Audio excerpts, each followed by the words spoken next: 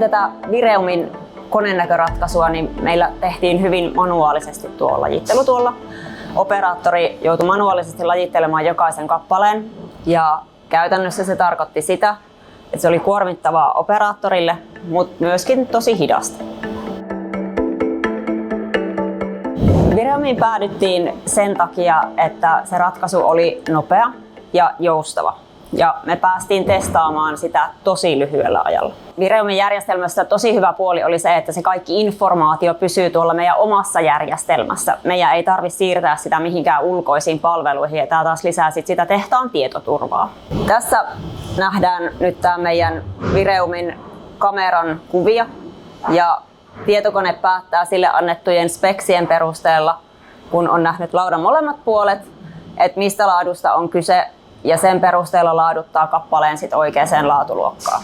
Toinen asia, mitä tarkkaillaan joka päivä, on se, että leveydet ja paksuudet pysyy kohdillaan juuri sellaisena kuin ne on haluttu ja ne on säädetty. Näiden perusteella voidaan varmistua, että meillä on laadukasta tavaraa sit asiakkaille tulossa. Suurin hyöty, mitä tästä on saatu, on ehdottomasti se, että me ollaan saatu nostettua konkreettisesti linjanopeutta jopa 60%. Aikaisemmin tarkastelu tehtiin manuaalisesti, operaattori kuormittui siitä tosi kovasti.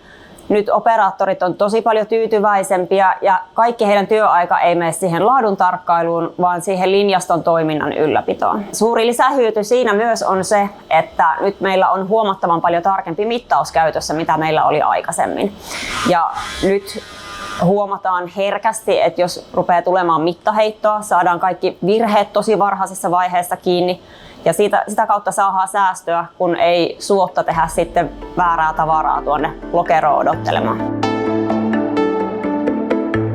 No, tulevaisuudessa tekoälykäyttö tulee lisääntymään suunnattomasti ja kaikki semmoinen niin kuin manuaalinen työ, mitä voidaan helposti siirtää tietokoneelle, niin se tullaan siirtämään tekoälylle.